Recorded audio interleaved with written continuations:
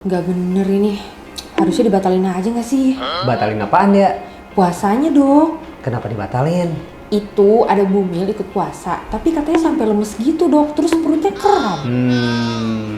Harus dibahas nih. Yuk kita bahas.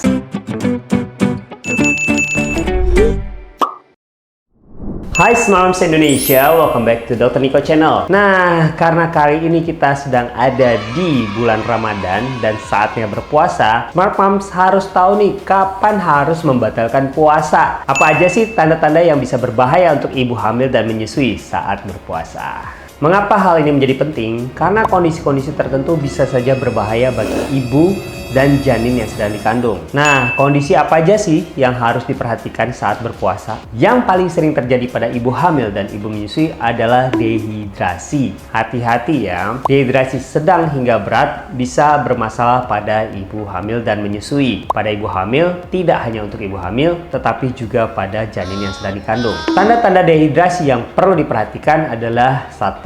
Merasa lemas, pusing, bisa jadi juga diikuti dengan mual. Lalu yang paling penting ada rasa haus berlebihan. Pada kondisi dehidrasi berat ini bisa saja Smart Moms mengalami pandangan kabur hingga kehilangan kesadaran atau pingsan. Hal ini apabila terjadi pada ibu hamil bisa saja menyebabkan aliran darah ke bayi juga berkurang. Akibatnya, gerakan bayi akan berkurang hingga terjadi kematian bayi di dalam kandungan. Yang kedua, pada Smart Moms yang sedang hamil juga bisa mengalami kram atau nyeri perut karena perubahan elektrolit yang terjadi. Ketidakseimbangan elektrolit ini menyebabkan terpicunya kontraksi prematur persalinan. Nah, hal ini bisa berbahaya dan bisa menyebabkan ancaman keguguran ataupun ancaman persalinan prematur. Yang ketiga, kondisi bumil dengan anemia juga bisa semakin berat kondisinya apabila dipaksakan berpuasa.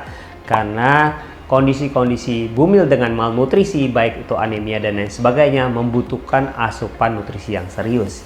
Sehingga sebaiknya tidak berpuasa. Yang keempat, kondisi-kondisi yang mendukung ke arah GERD atau mual muntah pada ibu hamil juga tidak disarankan berpuasa karena bisa memperberat keadaan dehidrasi pada ibu hamil. Nah, yang terakhir, apabila Smart Mom sedang mengalami pertumbuhan janin terhambat, bisa saja dengan memaksakan diri berpuasa dapat menyebabkan pertumbuhan janin terhambat semakin parah lagi. Pada kondisi-kondisi begini juga tidak disarankan ibu hamil untuk berpuasa. Sementara sebenarnya untuk ibu menyusui agak lebih longgar karena kondisi bayi sudah berada di luar. Yang terpenting adalah menjaga rehidrasi dan kalori serta nutrisi ibu menyusui saat berbuka dan sahur.